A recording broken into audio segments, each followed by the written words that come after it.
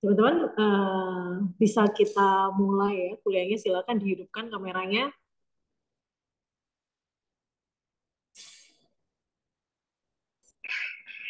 Ini Mas Akomnya sepertinya sudah di sini. Oke. Saya kok nggak bisa dengar suaranya ya, Wame? Suaraku jelas nggak? Oke, udah jelas-jelas. Sip. Ini masih di Filipina kah, Akwam? Ya, enggak. Aku baru pulang. Baru pulang. Liputan apa tuh di Filipina? Ya, adalah. Langsung ya, nggak ada konsen ini soalnya. Baik, teman-teman, kita akan mulai ya kuliahnya ya. Oh, ini ada yang jadi alangkah lebih baik teman-teman ini on cam karena ini merupakan kuliah tamu kita yang pertama dan sudah direkam sama Adit. Oke, baik. Selamat siang semuanya. Assalamualaikum warahmatullahi wabarakatuh. Waalaikumsalam warahmatullahi wabarakatuh. Baik, untuk teman-teman yang menempuh mata kuliah manajemen media online ya, seperti yang kemarin dan pagi ini saya sampaikan kalau dua minggu ini kita akan mengadakan seri kuliah tamu ya yang mendatangkan praktisi dan sebagai pembuka di sini kita akan ketemu sama Mas Akwam. Mas Akwam ini merupakan jurnalis ya yang sekarang juga entah itu double atau naik naik pangkat tuh ya Om ya, jadi produser tuh. Saya nggak tahu sih penamaannya gimana kalau di media penyiaran. Tapi yang jelas Mas Akom ini ya teman-teman ya pernah juga bekerja di media online di Tirto ya Wam ya. Dan juga di koran juga di Jawa Pos. Jadi Mas Akom ini relatif bisa apa ya memberikan perspektif yang kaya mengenai bagaimana sih liputan atau dalam konteks liputan investigasi atau liputan politik ya. Tapi hari ini kita akan mungkin lebih menggalinya pada bagaimana pengemasan liputan investigasi ya, yang itu liputan investigasi kan yang kita tahu itu bukan liputan yang mudah dan juga bukan mudah untuk dikemas dalam masyarakat awam yang mungkin di situ ada strategi lainnya yang digunakan dalam penyampaiannya di beberapa platform juga karena kita tahu juga narasi ini lumayan banter untuk promosi di Instagram atau di YouTube ya. Saya nggak tahu kalau narasi itu punya TikTok atau enggak. Nah, itu bagaimana dan juga apakah melibatkan penggunaan kecerdasan buatan ya. Ini kita akan simak langsung pemaparannya dari Mas Akwam dan teman-teman tadi saya sudah menerima beberapa pertanyaan ya. Untuk yang pertanyaannya ditujukan pada Mas Akwam dari link yang tadi saya share, silahkan ditujukan. Maksimal saya tunggu 10 menit lagi ya. Jadi nanti 13.20 akan saya tutup pertanyaan untuk Mas Akwam, sedangkan untuk tiga materi lainnya nanti akan masih diterima. Seperti itu. Oke, Mas Akwam silakan saya serahkan waktunya ke Akwam yang bisa share sendiri tadi katanya share materinya.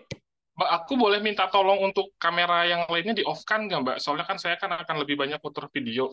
Takut jaringan saya juga agak jelek, jadi nanti Oh, jadi gitu. koneksinya Ha, mungkin ya ha. nggak apa-apa sih. Jadi kita kita off cam Ya, semua aja ya buat biar biar biar ini aman. Oke, teman-teman silakan kita akan off cam untuk sementara supaya jaringan.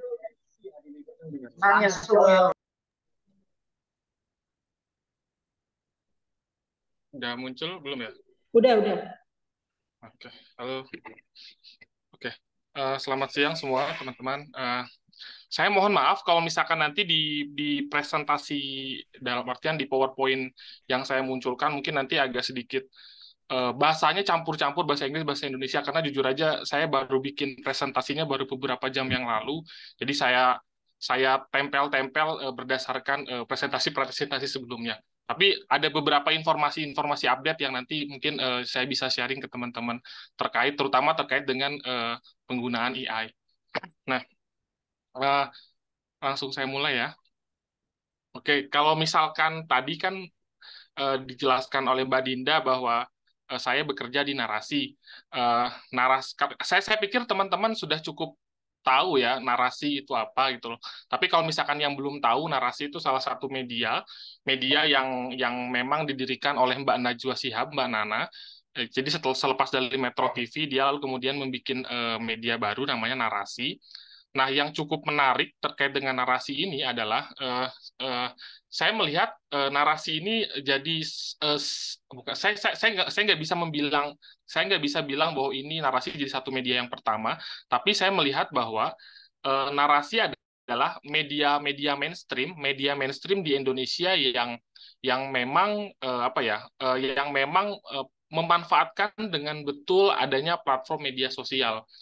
Jadi kan kalau misalkan kita cross check dan kita cross check ke beberapa media besar, misalkan seperti detik.com atau Jawa Pos atau misalkan TV seperti TV One, terus TV One atau misalkan Kompas TV atau TV berita-berita lain, biasanya mereka menjadikan media sosial itu hanya sebagai amplifikasi terkait konten-konten yang mereka produksi di platform mereka sendiri. Kalau misalkan detik.com, platformnya mereka mungkin punya situs gitu. Kalau misalkan TV One, platformnya itu ya TV broadcast itu. Jadi si sosmed itu hanya dipakai untuk mengamplifikasi konten-konten yang sudah tayang sebelumnya di platform utama mereka. Nah, hal ini yang berbeda dengan dilakukan oleh narasi. Narasi sebetulnya apa yang dilakukan narasi itu sebetulnya meniru apa yang dilakukan oleh AG Plus. Kalau misalkan teman-teman tahu, AG Plus itu salah satu bukan sempalan sih ya, salah satu anak perusahaan dari Al Jazeera. Jadi Al Jazeera itu salah satu media besar yang dipunyai oleh Qatar. Lalu kemudian karena mereka ingin penetrasi ke anak-anak muda, jadi mereka membuat media baru namanya EG Plus. EG Plus. Nah, sama serupa di Amerika. Di Amerika ada namanya Notice. Saya sambil share sebentar. Jadi kalau misalkan teman-teman lihat, ya. Nah, bisa di sini. Oke. AJ Plus tuh ini yang saya bilang tadi bahwa AJ Plus itu salah satu media besar yang memang platform utama mereka itu bukan di situs di website atau misalkan di platform-platform yang mereka bikin sendiri gitu. AJ Plus itu basicnya ya mereka main di media sosial. Platform inti mereka dirilisnya di Instagram, di Facebook, dan di YouTube. Nah, hal-hal serupa juga itu dilakukan oleh narasi. Saya share lagi sebentar. Oke. Nah, kalau misalkan teman-teman lihat gitu ya, kalau misalkan saya pikir teman-teman juga udah cukup cukup mengenal lah apa namanya USS Feed atau misalkan Volkatif, media-media yang cukup digandrungi di kalangan anak-anak muda ya. USS Feed kan itu juga salah satu media yang basicnya memang di Instagram atau Volkatif juga sama di Instagram. Tapi berbeda dengan di narasi, narasi itu sebetulnya lebih mirip ke media-media mainstream, tapi platform utamanya bergantung kepada media sosial. Nah, saya sih sharing sedikit jeleknya ketika platform yang hanya bergantung ke media sosial, yaitu ketika dalam periode tertentu pasti akan terjadi adanya algoritma yang berubah. Jadi jujur aja, kehidupan kami di narasi itu bergantung sekali dengan namanya algoritma. Jadi kalau misalkan dan algoritma dalam artian algoritma Instagram atau algoritma YouTube atau algoritma TikTok atau apapun itu, dan penyebaran informasi narasi itu tergantung mereka gitu loh. Jadi pada akhirnya ya kita pasrah-pasrah aja. Jeleknya itu sih sebetulnya ketika ada media online yang bergantung kepada platform di luar platform yang mereka bisa kontrol. Contoh misalkan dalam konteks isu Israel misalkan, Israel Palestina misalkan, seintens apapun kita nge-share konten-konten terkait Palestina, pasti Instagram akan cukup melimitasi itu, membatasi itu, karena ya kita tahu sendirilah. Begitupun sama ketika misalkan kita bikin konten-konten yang menarasikan, misalkan mengkritisi Cina di TikTok gitu loh. Hal sama pasti akan kita dapati, jadi algoritmanya pasti akan dibatasi. Itu ya jeleknya ketika suatu media online yang platformnya itu bergantung ke media sosial, ke perusahaan-perusahaan digital lah, macam Google atau Meta atau misalkan TikTok. Itu jeleknya. Nah, saya ingin cerita sedikit, narasi itu berdiri tahun 2018, staf kami itu cukup relatif kecil sebetulnya, hanya 35 orang, Tapi kalau misalkan ditanya karyawan, karyawan kami ada sekitar 150-an, tapi untuk newsroom sendiri hanya 35 orang. Nah, sejak berdiri tahun 2018, kami belum belum cukup fokus menguliti apa yang dalam konteks liputan-liputan berbasis investigasi atau data. Investigasi dan data itu baru terjadi ketika saya masuk tahun sekitar pertengahan 2019. Nah, eh, apa ya, dalam konteks media-media yang berbasis media sosial seperti yang saya tadi ceritakan tadi, sangat apa ya, bukan akan sih, sangat tentunya sangat jarang media-media seperti yang berkarakter seperti itu yang memproduksi konten-konten investigasi dan in-depth reporting, khususnya di Indonesia ya. Jadi sejauh ini sih sejauh ini kami belum melihat, kami belum, sebelum narasi ada, saya belum melihat adanya media-media yang misalkan dalam artian mampu menyerupai, mungkin selevel atau di bawah Tempo misalkan terkait dengan soal liputan-liputan investigasi. Itu yang kemudian menjadi titik poin kenapa saya bergabung narasi dan saya di-challenge untuk melakukan hal itu. Nah, dalam konteks liputan-liputan in-depth atau investigasi yang outputnya itu di media sosial, itu menurut saya sih akan sangat lebih gampang dan lebih cair. Kenapa? Karena itu yang saya bilang tadi, bahwa apalagi dalam konteks audiovisual ya, kalau misalkan kita bikin laporan investigasi di TV misalkan, selain tentunya dibatasi oleh adanya durasi, ada aturan-aturan misalkan kayak KPI atau apapun itu yang membatasi bahwa konten itu harus sesuai dengan ya sesuai dengan aturan-aturan yang cukup mengikat lah.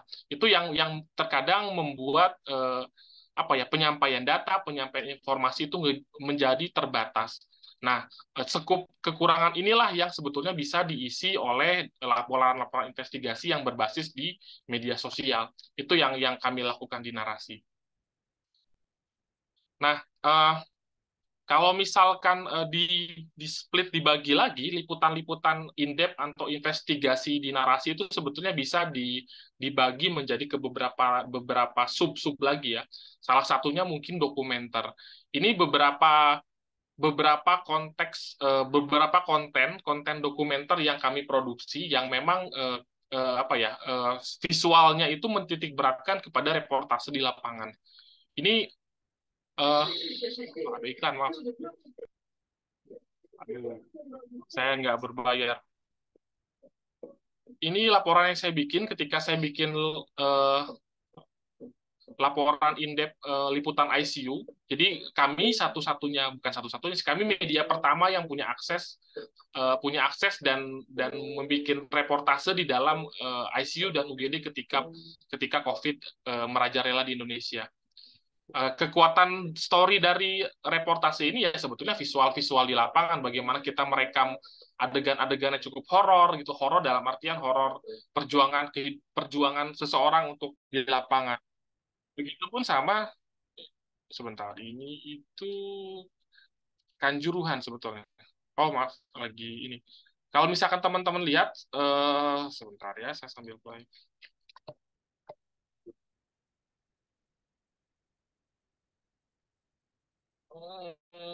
Kanjuruhan.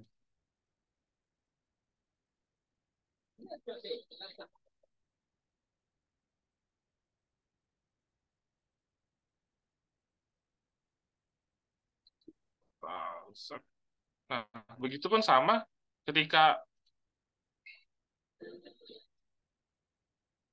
misalkan ketika saya membuat laporan terkait dengan peristiwa Kanjuruhan, saya pun ya kekuatan inti dari reportasi ini sebetulnya visual gitu loh. Meskipun laporan ini berbasis crowdsource data, analisis gitu, tapi ya tetap apa ya, power yang dirasakan oleh audiens ya visual seperti ini. Jadi kami menyebutnya ini semi dokumenter sebetulnya karena lebih menitik beratkan kepada storytelling yang memang kami susun sendiri, bukan storytelling dari pengakuan saksi di lapangan. Oke. Nah, ya kurang lebih itu poin-poin sub apa ya, istilahnya apa ya, sub konten yang kami produksi dalam konteks tim yang saya pimpin. yaitu yang pertama biasanya kami lakukan konten-konten berbasis dokumenter. Nah, yang kedua, karakteristik yang biasa dilakukan narasi dan lazim juga dilakukan oleh media-media besar lain, yaitu ya explainer. Explain tuh sebetulnya nggak perbedaan antara liputan in-depth dan liputan investigasi kan sebetulnya cuma sederhana ya. Kalau misalkan liputan investigasi itu ada telunjuk, dalam artian ada subjek yang ditunjuk, ada pelaku yang dalam artian pelaku yang dinyatakan bersalah. Bersalah dalam artian bukan secara pengadilan ya, tapi bersalah dalam konteks fakta secara faktual di lapangan. Kalau misalkan in-depth hanya ya cuman hanya menggali lebih detail aja, tidak sampai menunjuk orang. Itu perbedaannya in-depth dengan liputan berbasis investigasi. Nah, biasanya bukan alangkah sih, biasa yang kami lakukan ketika kami membuat laporan-laporan terkait dengan soal in-depth, biasanya kami menggunakan format explainer. Explainer itu kan artinya menjelaskan. Jadi ya konten-kontennya ya bisa beragam. Nah, dalam konteks media sosial, enaknya media sosial itu kita bisa memakai melakukan beragam kombinasi ya, menggunakan motion graphic, menggunakan banyak hal lah. Nah, karakteristiknya explainer itu biasanya menggunakan voice over atau misalkan menggunakan host. Jadi kalau misalkan kita nonton dokumenter itu kan apalagi dokumenter yang verite doc, dalam artian ya dokumenter yang ya, seluruh kontennya itu berisi narasinya itu dibangun oleh si narasumber, cerita dari narasumber. Nah, kalau misalkan konten explainer, narasinya itu dibangun oleh si voice over, jadi ada suaranya. Ya, contoh misalkan seperti Fox bikin. Aduh, banyak iklan ya, mohon maaf ya. Nah, kurang lebih inilah konten-konten in-depth yang berbasis dengan explainer.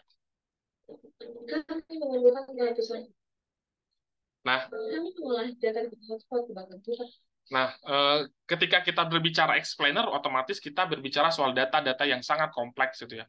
Nah, sekali lagi ini yang membuat kenapa saya nyaman di narasi. Kenapa? Karena secara editing sebetulnya, secara look visual dan secara alur penyampaian komunikasi kita bisa eksperimen sekreatif mungkin.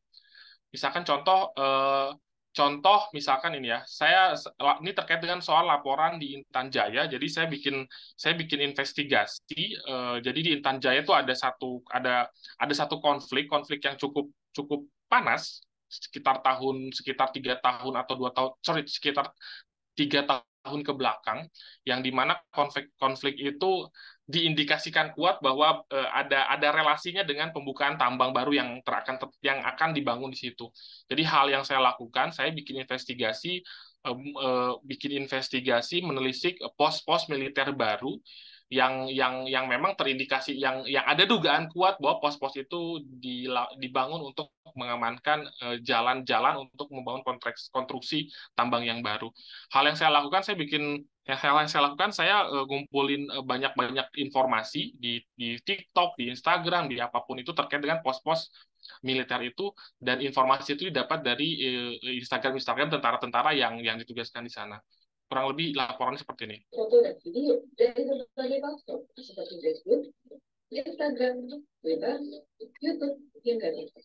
Dari sanalah kami mengidentifikasi pos-pos militer dan markas milik TNI Polri ataupun TPNPB di Kabupaten Intan Jaya dan Kabupaten Puncak. Tak hanya pos militer seperti Polsek, Kodim, dan Koramil yang bersifat permanen, kami juga menemukan banyak pos-pos temporer milik TNI Polri sejak 2011. Banyak pos dibikin untuk mengamankan objek vital konsumsi pembangunan jalan Transkumpul.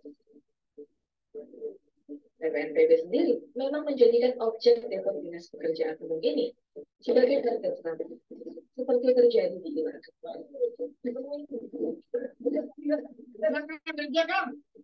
Problemnya adalah ketika pos-pos taktis TNI Polri itu memakai fasilitas sipil, seperti kantor pemerintah, sekolah, atau puskesmas. Nah, kelebihan dalam artian investigasi yang dirilis di media sosial, alih-alih ketimbang misalkan dirilis di broadcast, yaitu enaknya di media sosial itu kita bisa mainin dengan tempo yang sangat cepat dan taktis gitu loh. Tek tek tek tek tek gitu informasinya. Kalau misalkan teman-teman nonton tadi video yang pendek dan singkat itu, informasinya kan cepat-cepat sekali kan. Eh, eh, Kelebihannya media sosial, kita bisa rewind kan, kita bisa bolak-balik, kita bisa pause, kita bisa meneliti lebih detail apa sih maksudnya ini gitu loh. Hal-hal kayak gini kan nggak mungkin kalau misalkan saya lakukan ketika saya merilis misalkan di broadcast di TV.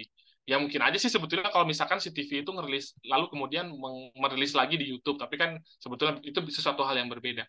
Jadi kurang lebih itulah salah satu kelebihannya saya bikin konten in-depth atau investigasi di media sosial.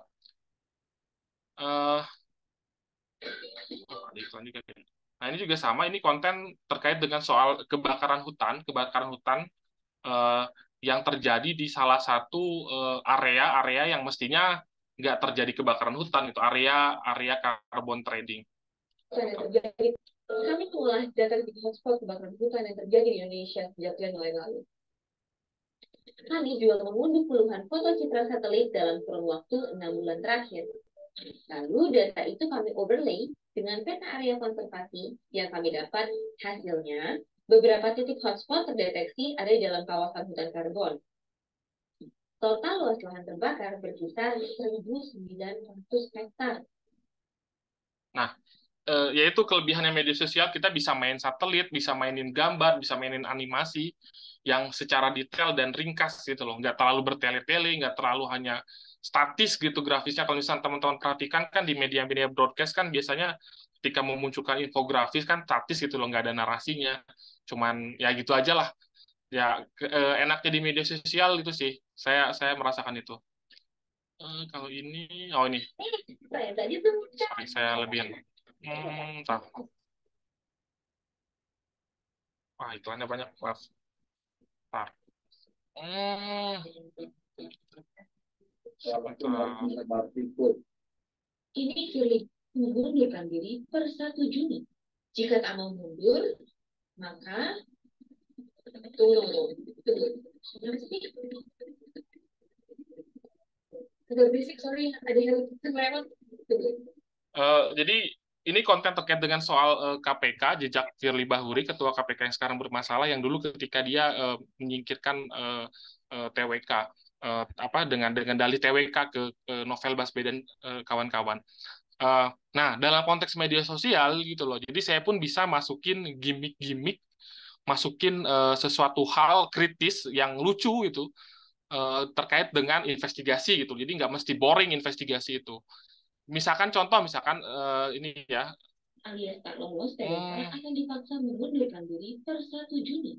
Jika tak mau mundur, Nah ini contohnya. Tunggu.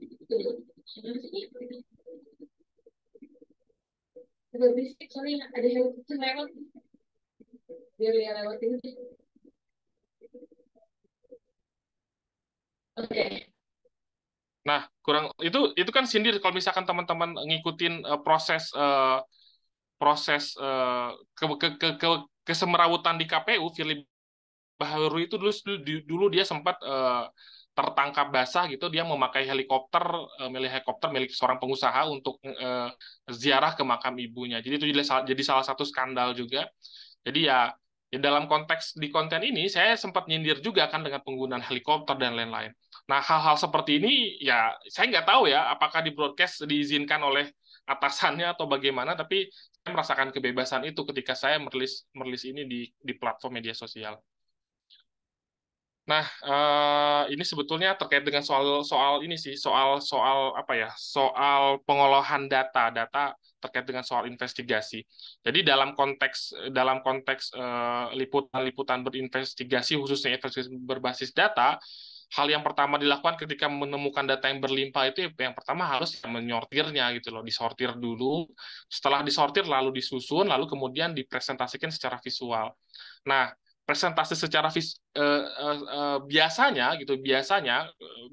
hal yang dilakukan wartawan ketika misalkan dia melakukan investigasi terutama berkaitan dengan soal data, biasanya mereka hanya stop sampai presentasi visual ini aja. Dalam konteks misalkan dia bikin infografis misalkan. Teman-teman misalkan disuruh misalkan bikin laporan terkait dengan soal ada berapa banyak sih pasar di Surabaya misalkan. Terus ya ketika teman-teman dapat data yang beragam terus disusun dan lain-lain, output akhir yang teman-teman bikin ya cuman infografis aja gitu loh. Nah, sebetulnya jangan sampai stop di situ, tapi juga harus dijelaskan dengan story yang menarik. Story yang menarik itu seperti apa ya? Ada banyak caranya. Itu yang kami lakukan di narasi. Jadi kami nggak hanya mempresentasikan secara visual, tapi juga kami menarasikannya menjadi sesuatu story yang menarik. Saya pikir ini 7 elemen storytelling yang biasanya saya bikin dalam konteks liputan-liputan berbasis investigasi atau in-depth reporting yang dilakukan oleh narasi. Teman-teman mungkin bisa di-capture atau misalkan nanti saya share juga poinnya seperti apa. Jadi yang pertama dilakukan ketika teman-teman ingin membuat suatu konten di media sosial, hal yang storytelling yang dilakukan ya point of view-nya apa gitu loh. Point of view itu ya kita harus bikin point of view yang memang apa ya eh, eh, eh, menancap dan teringat di audiens kita gitu. Point of view-nya harus jelas, jangan ngambang, harus lebih didetailin. Yang kedua ya dramatic question. Dramatic question tuh konteksnya untuk apa ya? Untuk membuat audiens itu bertanya-tanya. Contoh misalkan dramatic question ini saya bikin misalkan di judul dalam konteks aplikasinya itu dalam konteks judul gitu loh. Mengapa data dan angka COVID Indonesia diragukan? Itu kan dramatic question yang dalam konteks media sosial itu akan clickbait lah sebetulnya. Kurang lebih seperti itu. Nah, yang kedua ya emosional konten itu ya kalau misalkan kita bikin laporan-laporan in-depth atau investigasi itu nggak hanya sebatas mengungkap sesuatu hal atau misalkan apapun itu gitu, tapi juga harus digali lebih dalam terkait dengan soal emosional kontennya. Apakah misalkan tema-tema investigasi atau in-depth yang mau kita bikin itu ada unsur-unsur emosionalnya? Unsur emosional tuh misalkan saya seperti love atau friendship atau misalkan kematian atau kehilangan atau kurang lebih seperti itulah. Jadi kita harus di bold lah, hal-hal seperti itu harus di bold, harus dipertebal dan dijadikan salah satu salah satu penguat story yang akan investigasi yang akan kita bikin. Jadi itu sebetulnya hal-hal yang membuat laporan-laporan investigasi itu nggak jadi boring gitu loh, nggak jadi terlalu kaku atau nggak terlalu kolot. Hmm, ya kurang lebih sama sih the give of voice juga. Jadi ya aku pikir kawan-kawan pasti memahami sih ya sebetulnya kan jurnalis dalam konteks jurnalistik itu kan jurnalistik itu sebetulnya nggak ada yang netral. Jurnalistik harus berpihak gitu. Berpihaknya kepada siapa ya? Berpihaknya kepada memang ya orang-orang yang harus kita bela sebagai wartawan ya. Nah, dalam konteks laporan-laporan yang biasa kami bikin, ya kami biasanya ada memasukkan juga unsur-unsur the gift of your voice-nya. Salah satunya apa ya? Misalkan opini atau analisis gitu loh. Tapi kan opini dan analisis itu pun tidak berdiri tunggal, tapi juga harus berbasis kepada fakta-fakta dan temuan-temuan di lapangan. Gitu. Yang kelima ya economical writing itu ya kurang lebih ya sebetulnya skrip yang relatif singkat gitu loh. Kalau misalkan teman-teman dalam konteks bikin laporan investigasi di media sosial khususnya audiovisual ya seperti yang kami bikin di YouTube yang biasanya tayang di YouTube. Jadi ya alangkah baiknya sih dibikin sesimpel mungkin gitu. Jadi ketika teman-teman nyusun skrip itu ya harus sesimpel dan sesederhana mungkin, nggak perlu bertele-tele gitu. Itu yang menjadi salah satu penguat kalau misalnya teman-teman ingin membuat laporan investigasi yang cukup sukses di media sosial. Yang ketiga, pacing. Pacing itu apa istilahnya? Ritme. Jadi kalau misalkan teman ini ngasih contoh ya, sebentar. Pacing tuh ritme, alur. Jadi kalau misalkan ibaratnya kalau misalkan teman-teman main bola ini ya, teman-teman main bola, teman-teman tuh nggak bisa terus sprint dari ujung lapang ke ujung lapang. Ada ujung lapang ke ujung lapang itu loh. Harus ada momen di mana teman-teman harus stop, di mana teman-teman harus dribbling lagi. Di mana harus teman-teman stop dribbling. Terus saya seperti itu. Jadi nggak bisa kita terus lari terus. Itu malah bikin orang akan cukup jenuh dan cukup capek juga gitu.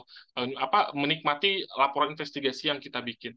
Saya ingin ngasih contoh ya, contoh pacing itu pause. Pacing itu ibaratnya kayak apa ya, ritme lah.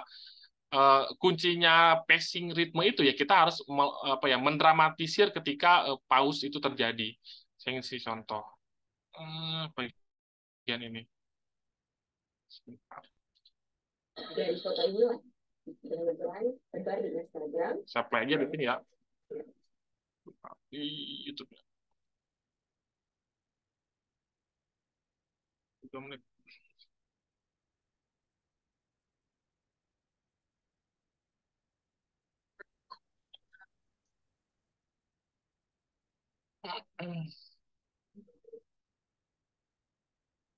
Ini terkait dengan soal laporan investigasi saya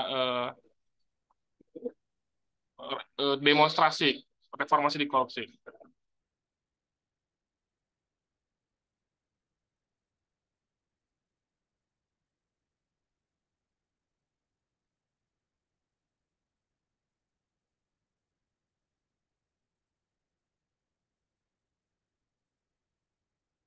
Tanggal 8 Oktober 2020, demonstrasi menolak Undang-Undang Cipta Kerja terjadi serentak di banyak kota di Indonesia. Di Jakarta, demonstrasi berujung ricuh. Sejumlah fasilitas umum dirusak. Jalan Tambun hingga Sudirman, lokasi kumpul massa jadi sorotan utama. Beberapa halte Transjakarta dibakar. Sarinah dan Tosari. Para demonstrasi bahkan dituduh sebagai pelaku dosa. Benarkah para demonstran yang membakar halte di Sarinah? Laporan ini disusun dengan analisis visual dari berbagai sumber terbuka. Kami juga memakai rekaman CCTV dari lokasi kejadian yang bisa diakses publik. Selain itu, kami mengumpulkan ratusan foto dan video yang tersebar di Instagram, Twitter, YouTube, dan TikTok. Dari semua itu, kita jadi paham apa yang sebenarnya terjadi di Sarinah sore itu. Foto viral ini jepretan Ari Basuki, fotografer Merdeka Barat. Dari foto inilah pengukuran dimulai. Orang inilah yang pertama. Nah, ini yang dari foto. Nah, poin inilah yang saya bilang tadi pace. Pace itu apa? Ritme kita harus pause terus kemudian naik lagi. Nah, kurang lebih seperti itulah contoh yang saya bilang tadi soal ritme. Ritme, jadi kita harus juga ngatur ritme, nggak tegang terus, ada juga ngalur-ngalurnya juga. Nah, yang ketiga, ketika teman-teman bikin laporan investigasi atau misalkan laporan-laporan in-depth dalam konteks di platform media kekinian ya, dalam konteks media sosial, yang harus diperhatikan itu ya power of soundtrack gitu loh. Soundtrack ini kan jadi salah satu kunci juga. Nggak akan jadi apa ya? Terkadang gitu ya, kalau misalkan kita bikin soundtrack hal yang lucu-lucu, yang misalkan yang hal-hal yang apa ya, hal-hal yang apa ya, hal-hal yang ngehe gitu, itu pasti akan juga menguatkan, jadi salah satu menguatkan konten juga. Saya misalkan pernah bikin laporan terkait dengan soal kebodohan terkait dengan soal statement politisi yang cukup lucu lah. Hal yang saya lakukan ya sebetulnya alih-alih ngerol video si politisi itu ya saya juga masukin backsound yang lucu-lucu gitu, backsound ala-ala kartun. Itu kan langsung jadi apa ya, bukan seolah sih ya, jadi menguatkan audiens, menguatkan apa ya, nuansa yang diterima oleh audiens bahwa ini pernyataan ini memang ngawur. Jadi the power of soundtrack itu salah satu poin kunci sebetulnya ketika laporan-laporan kita mau bikin suatu laporan di media sosial. Tapi sebetulnya power of soundtrack ini nggak hanya untuk laporan investigasi sih, di berbagai hal tuh memang harus jadi perhatian juga. Nah, dalam konteks tadi ini salah satu kuncinya ketika saya misalkan ketika saya ingin membuat sesuatu hal investigasi yang memang audiensnya itu audiens di media sosial. Yang pertama kita harus tahu isunya seperti apa, yang kedua harus tahu cara mendelivernya, yang ketiga kita juga harus tahu audiensnya siapa, yang keempat ya harus kreatif gitu loh. Jadi ya poin-poin ini harus penting kita ketahui gitu. Kalau misalkan teman-teman misalkan dalam konteks misalkan karena narasi itu memang audiensnya itu anak-anak muda, otomatis kan saya juga harus melakukan pendekatan laporan-laporan yang memang berbasis bukan konteks topiknya ya, tapi pendekatan visual gitu loh, pendekatan visual yang memang relate dengan anak muda, misalkan dengan warna-warna yang ngejreng atau misalkan dengan animasi atau misalkan dengan hal-hal yang kekinian gitu loh, yang jadi perbincangan publik. Ini ada salah satu quote yang saya cukup sukai, ya kurang lebih si Richard Feynman ini kan salah satu saintis terkenal juga, ahli fisika. Dia bilang bahwa kalau misalkan kita nggak bisa menjelaskan segala apa menjelaskan kepada anak 6 tahun, berarti ya kita nggak tahu apa yang kamu lakukan itu kamu nggak tahu gitu loh. Jadi ya kurang lebih simplifikasi itu penting gitu loh. Jadi kita harus, apalagi kalau misalnya bicara soal investigasi ya, investigasi laporan ini itu kan suatu hal yang rumit dan maksudku jangankan orang lain ya, jangankan orang lain yang nonton itu, yang kita bikin aja udah mumet. Nah, memang tugasnya wartawan itulah kadang membuat sesuatu hal yang rumit itu menjadi lebih simpel gitu loh. Jadi ya kurang lebih seperti itulah. Nah, nah seperti yang saya bilang tadi, bahwa tadi kan saya bilang bahwa if you can teach something to a 6 year old, that means you don't really understand it. Jadi hal yang pertama yang lakukan ketika saya menemukan satu kasus yang sangat rumit, ya saya membuat simplifikasi. Jadi membuat penyederhanaannya menjadi lebih simpel. Contoh misalkan ini terkait dengan soal data anak, saya investigasi ini dilakukan secara kolaborasi dengan media-media luar negeri. Ini liputan ini cerita terkait soal data-data anak. Jadi ada banyak aplikasi-aplikasi pendidikan yang cukup booming ketika pandemi, yang ternyata si aplikasi pendidikan itu nyedot data anak-anak gitu, data pengguna anak. Misalkan dia bisa tahu si anak ini browsing apa aja, dia aktivitasnya seperti apa. Nah, ironisnya data-data ini lalu kemudian dia jual ke pengiklan gitu loh. Jadi iklan targeted gitu loh, dibalik lagi di iklan targeted. Nah, oh ada lagi nih. Dan belum bikin media dong. Bentar ya. Kita bikin aja yuk. Udah milk nggak ya? Creamy, lembut. Nih, ada pasti milk nggak ya? Di creamy ya, biar kamu jadi happy. Mau banget.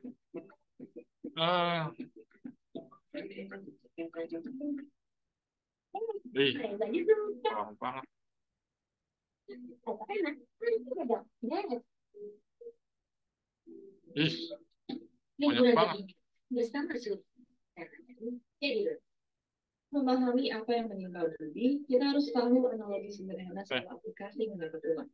Ada banyak cara, ada jualan apps berbayar, menarik biaya komisi setiap transaksi, atau berjualan voucher seperti itu. Di sini saya jelasin, saya bikin simplifikasi dan analogi bagaimana sih aplikasi itu dapat duit gitu loh. Kok bisa sih data anak ini dicuri lalu kemudian dimonetis oleh aplikasi. Jadi saya bikin analogi sederhana terkait dengan soal itu.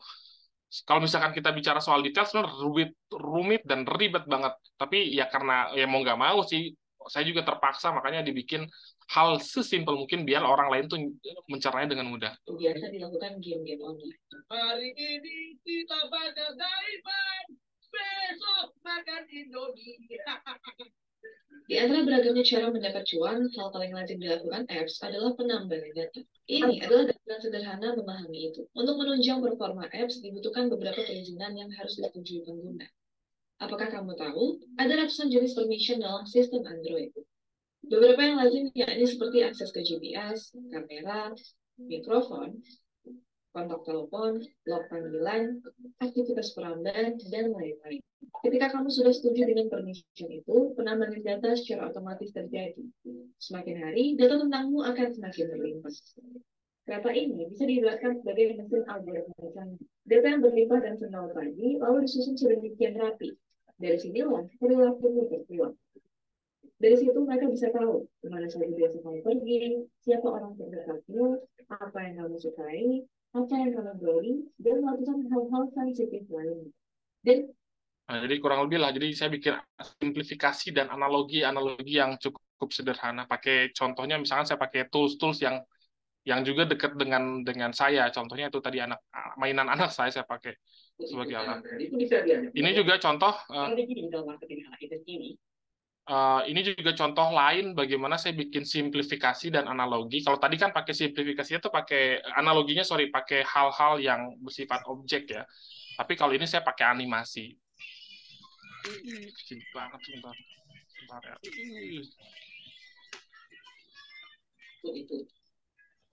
Membongkar. Surprise-nya deh. Nah, itu bisa diajak ngomong lah. Strategi digital marketing ala ITS ini ibarat bisnis mata uang. Meski sukses menggait banyak audiens, mereka juga gampang jadi apa? Ada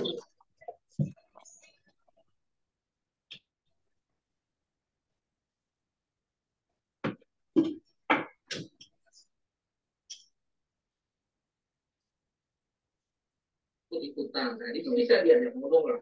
Strategi digital marketing analysis ini ibarat dua sisi mata uang. Meski sukses menggait banyak audiens, mereka juga gampang dijebak aparat.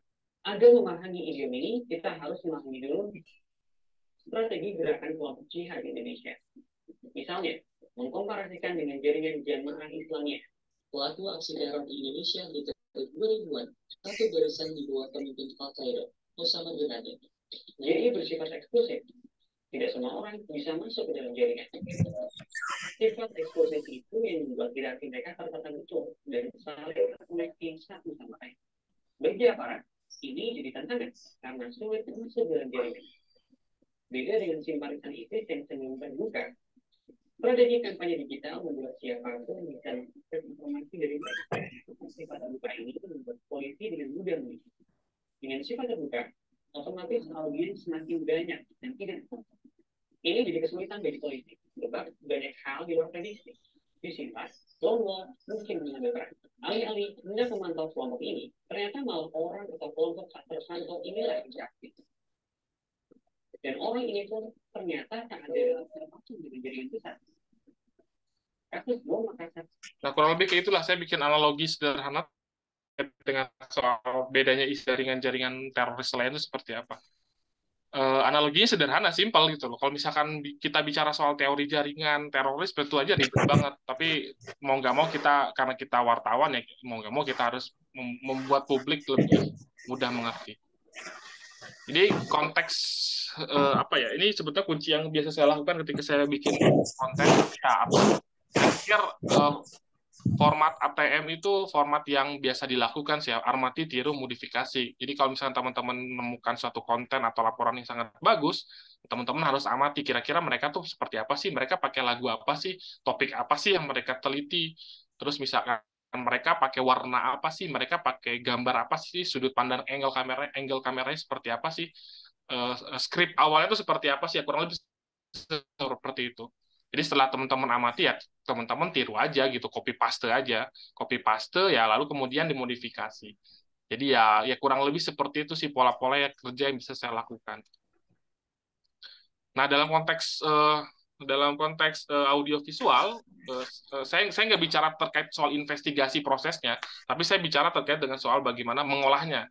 Nah, dalam konteks itu yang harus dilakukan ketika dalam artian biar laporan-laporan investigasi itu nggak boring, kaku dan kolot, ya kita harus memperhatikan yaitu font terkait dengan tipografi lah. Kita juga harus memperhatikan layout, memperhatikan gambarnya harus seciamik mungkin, apa ya, sesinematik mungkin. Yang ketiga ya memperhatikan warna. Jadi warna juga kita harus berpikir agar warnanya itu nggak terlalu norak atau gimana. Itu hal yang biasa saya lakukan dalam konteks ilmu desain. Nah, jadi ya kurang lebih seperti ini, teman-teman khawatir ketika proses ATM itu proses amati tiru modifikasi ya. Proses ATM proses yang wajar kok, dan proses yang sebetulnya ya lazim dilakukan oleh periset atau siapapun itu gitu loh. Di dunia ini sebetulnya orang yang mempunyai ide yang sangat orisinil itu cuma satu orang, siapa ya, Nabi Adam gitu loh. Yang istilahnya ya sebetulnya cuma niru-niru aja juga gitu loh, modifikasi. Jadi ya teman-teman jangan khawatir untuk melakukan itu. Ini format bercerita, jadi ya sebetulnya kurang lebih kayak gini lah. Jadi apa ya, format bercerita investigasi yang biasa dilakukan narasi itu ada sangat beragam ya, nggak mesti kaku tadi animasi aja, nggak mesti apa gitu. Tapi kita juga bisa melakukannya dengan sekreatif mungkin. Nah, ini salah satu nilai plus ketika kenapa saya nyaman sebetulnya bekerja di narasi, karena kita bisa bereksperimen semau kita gitu loh. Yang penting kan pesannya disampaikan. Ini salah satu contohnya. Udah nggak ada iklan ya? Oh, nggak ada.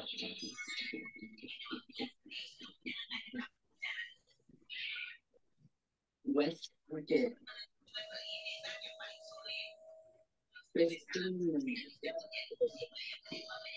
Western Pacific Ocean. Papua. Jarang ada kabar baik diberitakan media asing soal Papua. Jadi kalau misalkan teman-teman pernah nonton film Searching gitu ya, yang soal ada ayah nyari anaknya yang hilang, diculik, searching itu kan dia screen left ya, jadi melakukan apa ya, prosesnya itu proses by gadget gitu loh, by smartphone, by laptop atau apapun itu. Nah, hal yang saya lakukan di investigasi ini tuh terkait dengan soal misinformasi. Ada satu perusahaan yang melakukan campaign terkait dengan soal Papua, tapi konteksnya untuk audiens di luar negeri. Jadi yang saya lakukan di konteks laporan ini, saya bikin formatnya itu bukan format seperti yang tadi saya bilang, bertutur dengan voice dengan adanya talent atau gimana, enggak. Yang saya lakukan di sini, saya ngajak audiens itu melakukan proses searching, proses penelusuran seperti yang saya lakukan itu loh, di dalam konteks digital. Jadi misalkan ini rajin iklankan postingannya dengan target pengguna di Eropa.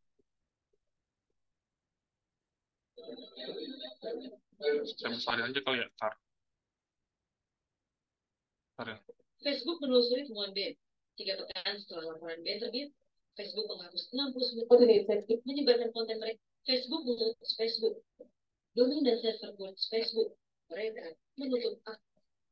Facebook mengungkap instansi yang menggerakkan jaringan ini, yaitu Insight ID. Insight ID memiliki situs beralamat di insightid.com. Beberapa jam usai namanya muncul dalam rilis Facebook, mereka menutup akses situs. Sepekan kemudian, 11 Oktober, domain dan server pun dilenyapkan.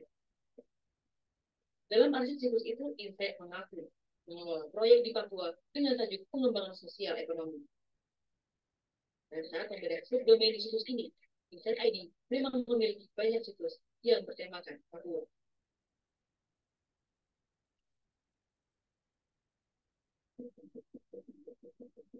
Jadi kurang lebih ya itu, saya ngajak audiens melihat screen monitor yang saya lakukan ketika investigasi ini gitu. Jadi ya kurang lebih itulah proses gathering informasi ini jadi dilibatkan, audiens itu dilibatkan. Ini juga sama, ini kalau tadi kan kita cerita soal ini ya, soal proses gatheringnya. Kalau ini bicara soal proses kreatifnya dan formatnya itu ngikutin apa yang lagi hype ketika konten ini dibuat. Jadi ketika laporan ini dibuat itu lagi hype game Among Us itu, impostor itu. Jadi saya bikin kontennya pun pakai pendekatan ala-ala impostor gitu. Aduh, iklan lagi.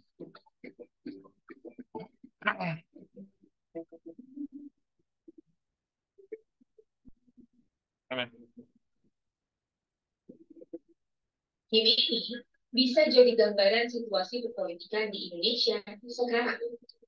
Kemampuan jual janji, silat lidah, dan mengumbar sumpah adalah kualifikasi utama yang dibutuhkan kalau kamu mau main game.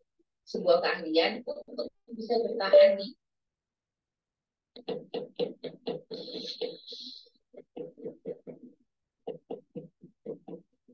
Oleh karena itu, saya meminta persetujuan kepada seluruh anggota dan meminta apakah rancangan undang-undang tentang cipta kerja ini bisa kita setujui untuk diteruskan pengambilan keputusannya di tingkat selanjutnya.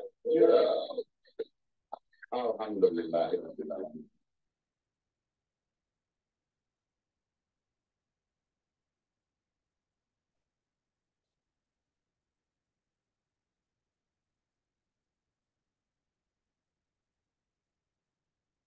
Ya kurang lebih gitulah, saya jadi bikin ya pendekatan ala game itu. Ya sebetulnya lebih banyak mengedepankan gimmick sih hal kayak gini, tapi sebetulnya nggak apa-apa juga, karena ya gagasan inti pesannya tuh kita bisa efektif sampaikan ke audiens, khususnya anak-anak muda, karena memang ya target audiensnya memang anak-anak muda. Itu kurang lebih terkait soal in-depth. Langsung ke artificial intelligence. Langsung aja Mbak Dinda ya. Iya, Mam, langsung aja. Aku langsung ya. Oke, saya mau share video ini.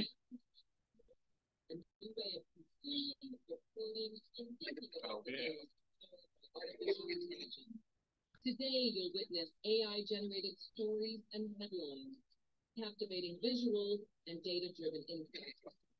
From global news to finance to entertainment. Ini video baru saya dapat tadi malam video ini.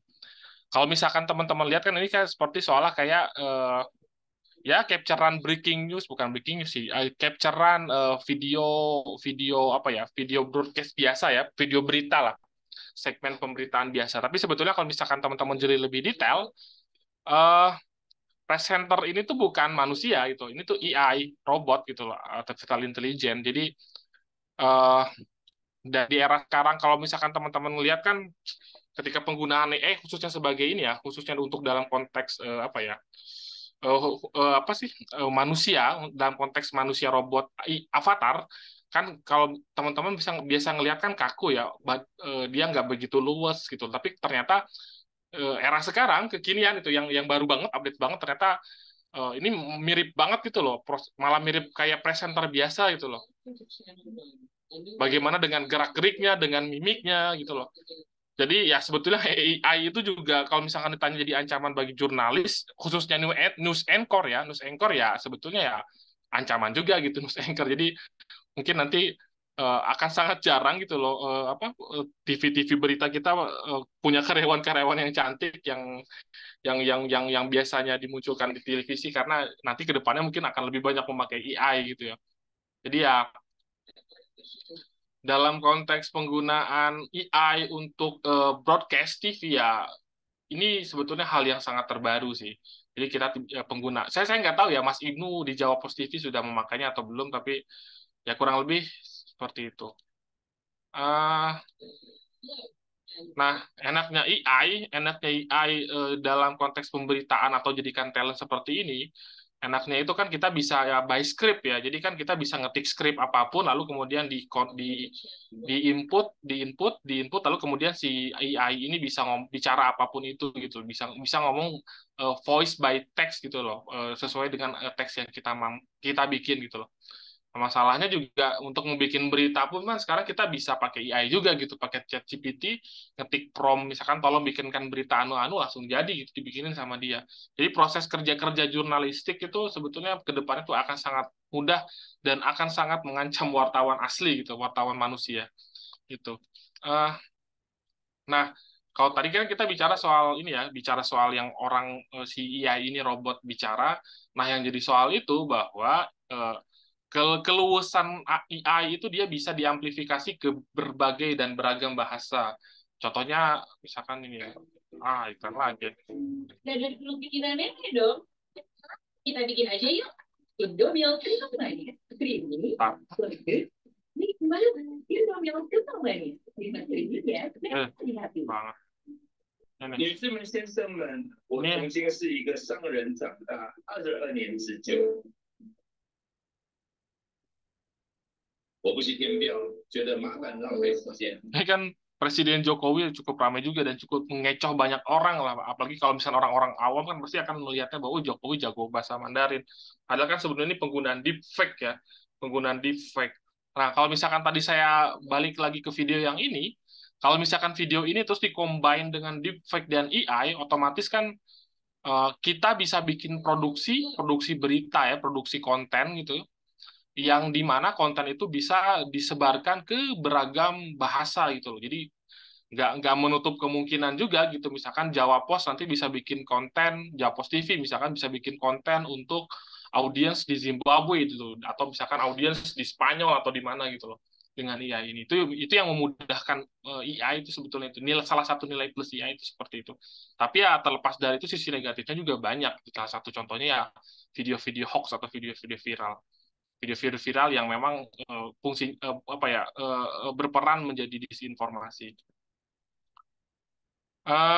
Ya itu tadi lah, AI juga sebetulnya bagi para elit politik ya dipakai juga sebetulnya. Misalkan bicara tadi saya bicara tadi soal suara apa ya, terkait dengan soal suara yang dimanipulasi oleh AI misalkan. Ya hal-hal itu juga dilakukan oleh Modi gitu nih. Modi ini Narendra Modi itu bukan salah satu sih, dia itu perdana menteri di India. Jadi di salah satu kampanyenya, India itu kan mempunyai banyak beragam bahasa ya, sama kayak Indonesia kan. Jadi salah satu kampanye yang cukup lucu dan cukup viral, cukup efektif itu ketika dia bikin satu lagu lucu, yang lagu itu kemudian dikonversi ke beragam bahasa gitu loh, beragam bahasa lokal. Jadi dan itu cukup menarik perhatian banyak orang itu, hal lucu kayak gitu. Nah, hal lucu kayak gitu juga sebetulnya diduplikasi juga kan oleh Pak Prabowo kan ya dengan gimmick gemoy-gemoynya seperti itu. Jadi ya sebetulnya ya hal-hal lucu yang dikombinasi dan di apa ya dikombinasikan dengan AI itu jadi salah satu bagian dari manipulasi politik juga untuk menggait kita sebagai anak muda untuk memilih para elit-elit ini. Jadi ya kurang ya seperti itulah. Eh, nah, bicara AI itu kan nggak mesti hanya bicara melulu terkait dengan soal tadi avatar atau misalkan audio recognition atau misalkan hal-hal yang bersifat sederhana lah atau simpel sih. AI pun bisa bermanfaat dan dilakukan untuk beragam hal. Ini salah satu contoh hal yang saya lakukan ketika saya investigasi terkait dengan soal soal di Mindanao di Filipina Selatan terkait dengan soal para maling ikan. Jadi ada satu kota di Filipina itu namanya Gensan. Gensan tuh berbatasan dengan Manado. Jadi dengan Manado di Filipina Selatan. Jadi si Gensan ini salah satu pusat industri tuna paling besar di Filipina. Nah, masalahnya ikan-ikan yang dibawa ke Gensan itu yaitu ikan-ikan hasil curian dari perairan Indonesia gitu loh. Nah, dalam konteks ini hal yang saya lakukan, saya bikin investigasi. Jadi gini, sorry maaf, saya flashback sedikit. Jadi Gensan ini ketika Susi jadi menteri, dia itu jadi kota mati gitu. Jadi ya karena Susi galak kan nangkepin kapal ditenggelami, jadi mereka takut untuk ke perairan, jadi otomatis mereka nggak dapat suplai ikan, dan otomatis Gensan ini jadi kota yang mati. Nah, ketika Susi turun, otomatis kan maling-maling ini ternyata pada masuk lagi ke Indonesia. Nah, hal yang saya lakukan di investigasi ini, saya menggunakan AI untuk mendeteksi kapal-kapal yang sandar. Jadi, kalau misalkan tadi saya cerita terkait dengan Susi jadi menteri, mereka nggak mau masuk peran Indonesia, otomatis kan kapal-kapalnya pasti sandar di pelabuhan kan. Tapi ketika Susi nggak ada, kapal-kapalnya nggak ada. Nah, analisis seperti itulah yang saya lakukan dalam konteks laporan ini. Para siapa ya? Memastikan dengan terbaik kapal stem cells mampu meregenerasi kulit dan garis halus tersamarkan. Aduh, iklan. Kemudian dengan high protein cells dengan ini. Aduh, iklan lagi. Dadar gulung bikinan nenek dong. Kita bikin aja yuk. Udah milk manis, creamy, lembut, nikmat. Udah milk manis, nikmat creamy ya. Lihat. Ih, lagi. Enak, nanti ada beres. Nah ini. Untuk memperkuat hipotesis ini, kami menganalisa jumlah kapal-kapal ikan yang sandar di General Santos dalam kurun 2015 hingga 2017. Analisisnya menggunakan metode kecerdasan buatan yang dikembangkan untuk mendeteksi sebuah objek secara real-time dari dataset SAR Sentinel-1. Lokasi analisa terfokus di pesisir Gensan sepanjang 5,2 km dari Calumpang hingga General Santos Fishport Complex. Di pesisir ini terdapat beragam pelabuhan dan galangan kapal perikanan milik perusahaan. Data set harian diambil bersifat acak. Untuk mempermudah proses analisis, data sampel harian diakumulatifkan dalam range 1 tahun penuh. Dataset menunjukkan jumlah kapal berukuran panjang 50 meter ke atas yang standar di pelabuhan. Nah, jadi kalau misalnya teman-teman nanya, ini kan sebetulnya kombinasi antara ngolah data spasial itu data-data satelit dengan alat AI, tools kecerdasan buatan itu. Nah, fungsinya AI dalam konteks ini dia bantu saya untuk ngitungin kapal-kapal yang sandar itu. Jadi kalau misalkan kita ngitungin satu-satu kan tanggal juga kan ngitungin kapalnya apa. Tapi dengan adanya AI, dengan adanya machine learning, jadi kita bisa si AI itu sendiri yang ngitungin ada berapa banyak sih kapal di sekitar sepanjang pesisir itu selama kurun waktu tertentu. Jadi output tools AI yang saya pakai dalam konteks ini yaitu file-file CSV yang angka itu. Jadi ya itu membantu saya ngitungin kapal-kapal yang sandar. Jadi hal yang sesuatu rumit sebetulnya manual juga bisa tapi kan capek kan. Tapi dengan adanya AI itu mempermudah kerja saya untuk riset.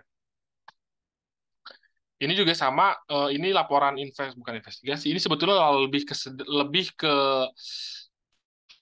hal yang sangat sederhana sih, cuman ukur emosi Jokowi ketika dia marahin Terawan gitu loh. Jadi saya pingin mengukur aja pingin tahu aja apa sih yang dirasakan Jokowi itu ketika pidato presiden, topiknya itu waktu itu penanganan COVID yang cukup amburadul. Jadi ya kurang lebih, aduh iklan lagi, bentar ya.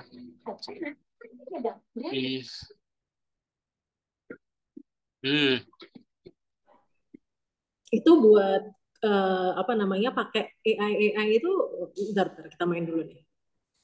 Nanti saya jawab ya kalau ini. Oke. Tindakan kita, keputusan kita, Ini kebijakan kita. Suasana ini adalah harus suasana krisis. Jadi saya cuma memunculin aja emosi Pak Jokowi dengan tools AI itu. Biasa-biasa saja. Ya ini hal sederhana sih sebetulnya, hal yang sederhana, simpel juga. Nah, terus ini salah satu proyek yang saya lakukan, sebetulnya belum selesai, tapi proyek yang saya lakukan ini niru apa yang terjadi di Amazon sih, dilakukan oleh salah seorang wartawan Venezuela. Jadi si wartawan Venezuela itu dia bikin tools AI untuk mendeteksi illegal mining gitu loh. Jadi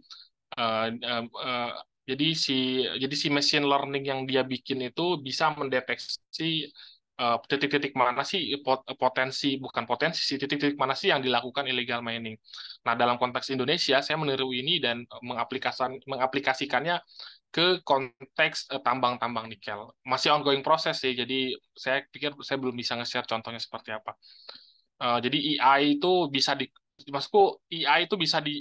bisa dikombinasikan dengan spasial dalam konteks pemetaan dengan beragam isu dan beragam topik itu. Tergantung kreatif kita aja sih sebetulnya.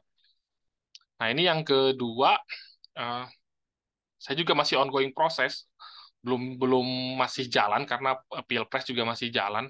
Jadi ada satu contoh, sebentar, mana ya? Sebentar ya. Maaf. Ya. Jadi ada kawan saya di Yunani, dia bikin laporan yang cukup bagus.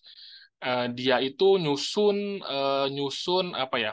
Dia itu collecting data terkait dengan soal pidato capres-capres itu ketika kampanye. Jadi dia ngumpulin data kampanye, titik-titik kampanye, terus dia kumpulin pidato-pidatonya seperti apa, lalu kemudian ditranskrip, lalu kemudian dibuat sentimen analisisnya. Jadi kita bisa tahu bahwa selama proses kampanye itu dia sentimennya seperti apa sih, kata-kata keyword, kata kuncinya tuh apa aja sih yang dia selalu sampaikan. Ya kurang lebih kayak gitulah. Jadi lebih ke analisis data dan fakta. Nah, masalahnya bukan masalah sih, sorry. Dan ketika proses pengumpulan data ini lucunya proses pengumpulan data dan sentimen analisis ini salah satu tools yang dipakai itu ya ChatGPT gitu loh. Jadi ya ChatGPT itu bisa dipakai banyak hal lah. Banyak hal yang bisa kita lakukan dengan ChatGPT. Nggak hanya sebatas nanya lalu kemudian dijawab. Jadi aku pikir, saya ngasih satu contoh. Sebentar. Oke, lancar. Ini salah satu contoh yang biasa saya pakai ke ChatGPT. Saya pakai ChatGPT yang berbayar ya, mohon maaf. Jadi ya meskipun berbayar sebetulnya ini worth it banget sih karena membantu kami sekali untuk bikin proses analisis. Saya punya misalkan data CSV yang sangat kompleks dan sangat panjang itu sekitar 50 MB, tapi misalkan dengan ChatGPT dia bisa analisis sendiri gitu loh. Saya minta data, tolong analisis ini sih, jadi dan langsung bisa jadi chartnya bisa langsung jadi grafis kan, jadi memudahkan sekali untuk kita analisis. Jadi itu sih paling sebenarnya. Oke, ini udah boleh hidupin kamera lagi ya kamu ya, Pak ya? Boleh. Ntar aku stop sharing dulu. Oke, menarik banget. Sebelum saya buka pertanyaan, tapi itu untuk pertama untuk ChatGPT, bukannya itu analisisnya lebih normatif ya, Wame? Atau mungkin itu bantu kamu buat semacam sortir data dulu gitu? Unmute, suaranya masih unmute. Aku pakai ChatGPT biasanya untuk sortir data. Dan untungnya kan ChatGPT punya fitur terbaru kan, punya fitur data analis itu kan. Jadi Oh, oke. Jadi file-file yang kompleks macam TSP atau JSON itu bisa dianalisis dan kita bisa by request, itu bagusnya by request. Itu sih Mbak. Oke. Aku nggak tahu ya kalau yang free gratis seperti apa ya. Tapi ya aku nggak tahu juga sih. Tapi ChatGPT dalam konteks itu aku pakai untuk itu. Iya, karena memang kalau awalan mungkin analisisnya itu agak normatif ya Wang ya, mungkin jadi lebihnya ke nyortir itu tadi, akhirnya mungkin Aquam dan tim bisa kasih analisis atau sudut pandang yang lebih kompleks gitu ya mungkin ya di datanya. Seni prompting sebetulnya sih ChatGPT itu kan salah satu kuncinya itu seni prompting itu kan. Nah, mesin itu kan sebetulnya tergantung kita operasinya juga kan, mau aplikasi kalau misalnya kita nggak maksimalinnya ya sayang juga di promptingnya sebetulnya. Oke, Wang, tapi kalau untuk menggunakan AI dalam narasi itu diberikan kebebasan penuh ya pada jurnalisnya ya untuk apa ya mencari sendiri tools-tools yang membantu. Ya kebetulan ya untungnya kami dikasih saya secara personal dikasih kebebasan penuh. Oh, oke. Karena ini menarik terkait penggunaan AI di newsroom di Indonesia yang masih minim. Oke, jadi kemarin Mas Aquam kebetulan dari kemarin kami sudah menghimpun beberapa pertanyaan. Tapi di sini mungkin saya akan kasih 4 pertanyaan saja untuk Mas Aquam ya, mengingat waktu kita tinggal 15 menit. Yang pertama, ini ada dari Daif. Daif ini akan menyampaikan secara langsung dulu. Daif silakan. Dan kameranya dinyalakan, Halo Mas. Oke, saya akan menyampaikan 2 pertanyaan. Pertanyaan yang pertama itu, apakah narasi punya pertimbangan tertentu sebelum memutuskan untuk merilis topik investigasi? Selanjutnya, pertanyaan yang kedua itu, apakah penggunaan AI itu tidak menyalahi kode etik jurnalistik? Terima kasih. Oke, bisa langsung dijawab dulu mungkin aku. Kok nggak ada suaranya ya, Wang? Sorry, maaf, aku pakai mic soalnya. Kalau misalkan proses filter tuh ya masukku nggak hanya di narasi sih, hampir di semua newsroom pun redaksi media pasti melakukan itu ya. Apalagi dalam konteks investigasi. Nunggu di atas, siapa tahu dia keluar. Bentar.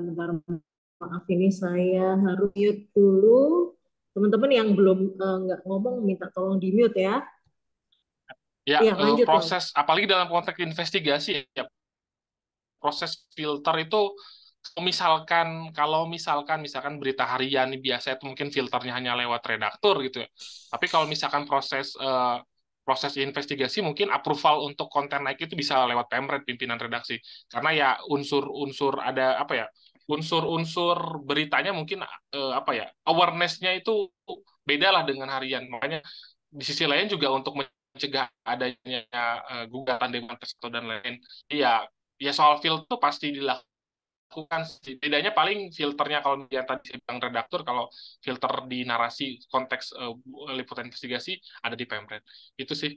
Yang kedua soal etik terkait dengan AI. Aku memang sejauh ini jadi perdebatan AI penggunaan AI dalam konteks jurnalistik ya. Tapi urusannya Dewan Pers sih sebetulnya sih untuk memutuskan etik atau enggak ya. Tapi menurut saya sih bukan soal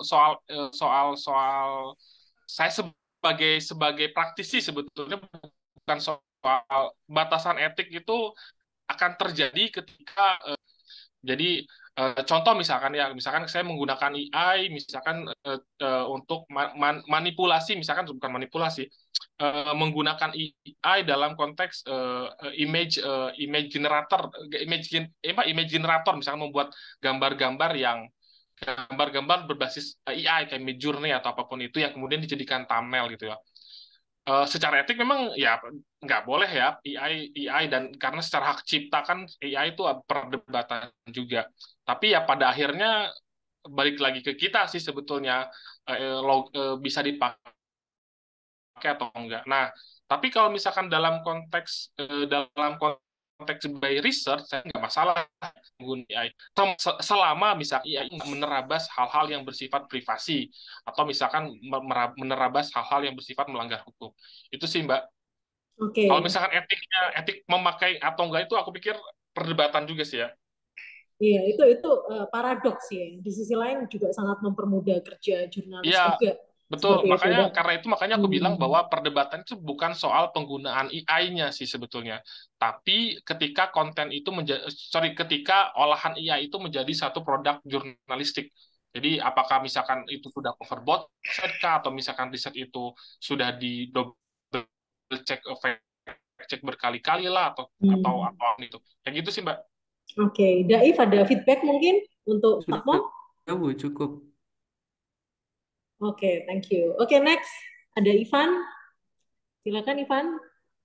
Oke, permisi Mas Akwam dan Bu Dinda. Nah, tadi kan udah soal dari AI ya, Mas ya, soal news and score sama wartawan. Nah, ini kan seiring perkembangannya teknologi, AI kan jadi daya tarik sendiri kan. Apalagi kita mahasiswa juga butuh ajukan kan kadang. Nah, ini bagaimana sih AI menjadi satu kesatuan yang memiliki manfaat dan pengaruh positif buat mengembangkan media. Terus apa nantinya AI itu dapat membantu media untuk memfilter informasi sehingga nggak ada disinformasi yang diakibatkan AI sendiri gitu Mas. Jadi gitu. Itu aja Mas Akwam. Masih mute. Ya. Pertanyaannya berarti bagaimana memaksimalkan AI untuk kepentingan newsroom, benar kan ya? Betul ya? Kurang lebih seperti itu ya? Ya, kurang lebih seperti itu. Ya, sebetulnya seperti yang saya sampaikan tadi sih, AI itu akan sangat banyak membantu. Sebetulnya nggak hanya dalam konteks pengembangan konten ya, seperti yang tadi saya share tadi contoh-contohnya kayak misalkan dengan meniadakan news anchor gitu loh, atau misalkan dengan proses riset yang sangat membantu, atau misalkan dengan analisis dan lain-lain. AI itu nggak hanya sebatas konten itu aja, tapi AI pun sebetulnya bisa membantu dalam konteks pengembangan bisnis misalkan. Contoh misalkan ya kita analisis bagaimana sih menjadikan media yang sustainable atau kayak gitu tuh kan AI menurutku sih bisa sangat membantu. Itu sih. Jadi kalau misalkan ditanya bagaimana ya sebetulnya ya mungkin banget gitu loh. Begitu. Terus ini Mas, ini kan tadi kan jadi intinya tuh kita balik lagi ke personal sendiri Mas. Jadi misal kita bikin berita jurnalistik dari AI, dibantu AI, kemudian difilter lagi secara personal sehingga nanti kedepannya juga nggak ada kayak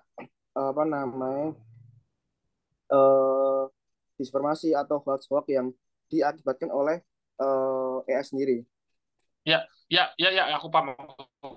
Ya makanya seperti aku bilang tadi ke Mbak Dinda bahwa proses jurnalis itu nggak boleh hanya menelan mentah-mentah apa yang disampaikan dan ditemukan oleh proses-proses AI itu juga gitu. Harus ada namanya proses fact check, ada proses namanya verifikasi ulang, atau misalkan ada proses namanya cover both side atau apapun itulah. Nah, proses-proses seperti itu kan nggak bisa dilakukan oleh AI kan. Menjadikan AI sebagai penunjang atau misalkan sebagai pembantu riset itu sangat sangat oke, tapi nggak bisa berdiri tunggal juga AI. Nah, dalam konteks wartawan ya AI itu hanya AI itu hanya sebatas support gitu loh, bukan sebagai main role proses produk jurnalistiknya itu. Itu sih. Iya. Oke, kalau mau nambahin masuk aku Mbak Evan ya, kayak tadi misalnya Mas Akwam ini langganan ChatGPT, tapi ternyata batasannya hanya untuk menyortir data. Karena dalam tingkatan analisis yang lebih advance, nanti pasti Mas Akwam sama tim ini harus diskusi lagi untuk gimana cara menyampaikannya ke publik. Gitu ya, Van ya? Oke, thank you Ivan. Wam, sebelum ke satu pertanyaan terakhir, ini saya penasaran nih Wam, mau tanya pendapatmu. Kalau kita bicara media yang berbasis platform seperti tadi yang Volkatif, USS Feed, Volix, lalu Creative Fox, itu kan media yang saya sendiri masih ragu-ragu untuk menyebut itu sebagai media alternatif. Mereka tidak punya badan hukum, mereka tidak terverifikasi Dewan Pers. Bagaimana kita memverifikasi kalau memang akurasi mereka benar? Tapi media-media ini nih, Wam, ini yang digandrungi banget sama mahasiswa. Saya tuh pernah Wam di 3 kelas itu ya. Itu dari 3 kelas itu yang follow media mainstream itu paling cuma 1-2 anak. Semuanya follow yang golongannya Volix dan kawan-kawan itu. Nah, ini menurut Aqua, kira-kira 10 tahun ke depan, ekosistem media massa kita gimana nih, Wam? Mengingat hadirnya media-media apa ya yang berbasis platform tadi itu gila, mendominasi banget ke Gen Z ini. Ya, aku pikir ini sebetulnya tugasnya Dewan Pers ya, untuk nertibin hal-hal kayak gini. Tapi aku juga nggak paham juga apakah karena apa ya dalam konteks media sosial gitu loh. Ya sebetulnya juga influencer pun kadang mereka juga mendaku sebagai media gitu loh. Masalahnya kan itu. Tapi meskipun dia ada unsur personalnya lah. Jadi aku nggak tahu ya ke depannya seperti apa. Tapi ya kalau misalkan nggak ditertibkan sih indikasi chaos tuh ya kemungkinan terjadi juga gitu loh. Dan aku juga yang masih jadi pertanyaanku selama ini bahwa dalam konteks ada gugatan atau misalkan ada protes dari terkait dengan soal pemberitaan kan juga nggak pernah selesai gitu loh. Dalam artian ya aku belum pernah mendengar sih ada yang menggugat USS Feed atau misalkan Rolex atau apapun itu. Aku melihat bahwa ketika apa ya sebelum proses gugatan itu terjadi proses dealing itu sudah dilakukan gitu loh, ada proses dealing jadi otomatis ya tinggal take down aja gitu loh, ya udah nggak masalah. Itu jadi mempengaruhi secara etika apa ya, secara etik tuh nggak masuk lah, jadi main nurunin aja ya. Aku pikir memang tugasnya Dewan Pers sih untuk menertibkan apa ya, bukan media banci istilahnya gender-gendernya ini nggak jelas gitu. Gendernya nggak jelas ya. Oke. Pertanyaan terakhir ini dari Resa ya. Resa, saya bacakan ya pertanyaannya ya. Menurut Mas Aqua, bagaimana pandangan media terhadap perkembangan di masa depan, khususnya untuk mengantisipasi perubahan teknologi dan pergeseran dalam preferensi konsumen? Mungkin ini terkait seleranya generasi yang berbeda gitu ya. Ya sebetulnya ya adaptif, kuncinya kan adaptif sebetulnya ya. Jadi jangan sampai juga kita telat gitu loh. Dalam artian apa ya? Saya sih melihat bahwa proses alur informasi khususnya di media sosial ini malah sekarang tuh didominasi itu oleh bukan non media gitu loh, tapi oleh influencer, oleh media-media yang gender nggak jelas tadi gitu loh, bukan oleh media-media memang terverifikasi dan benar. Saya pikir ya itu terjadi kenapa, karena ya memang media-media kita telat mengantisipasi itu gitu, telat loncat apa ya, nggak bisa tindakan preventifnya itu telat gitu loh. Jadi menurutku sih ya kalau misalkan kita mau apa ya secara media, secara apa ya, secara integritas dan secara pendekatan audiens yang ingin tetap optimal ya kita harus adaptif terus gitu. Dalam contoh konteks misalkan penggunaan AI misalkan ya, kan boleh dibilang nih kalau misalkan kita berkaca di media-media lain itu kan penggunaan AI itu udah sangat beragam ya, dan sangat masif lah. Di kita kan masih tetap statis gitu, hal-hal sepele itu, hal-hal yang sangat sederhana gitu loh. Jadi menurut saya sih kalau misalkan untuk mengantisipasinya seperti apa ya itu harus dilakukan oleh orang-orang media itu sendiri gitu loh. Kalau misalkan orang-orang medianya itu, bos-bos medianya masih berpikir kolot, berpikir ortodok ya akan konvensional ya akan sangat susah mengikuti sih perkembangan zaman. Yang ada malah nanti arus informasi itu dikuasai oleh yang tadi saya bilang tadi, influencer atau media-media yang dengan gender nggak jelas tadi itu. Menarik banget ya teman-teman ya. Itu tadi quotable banget itu. Jangan sampai arus informasi itu munculnya malah bukan dari media yang terverifikasi seperti itu. Oke, sebelum saya tutup, satu kali lagi mungkin ada pertanyaan insidental dari pertanyaan yang sudah dihimpun dari semalam oleh teman-teman. Ada lagi mungkin hanya satu penanya saja.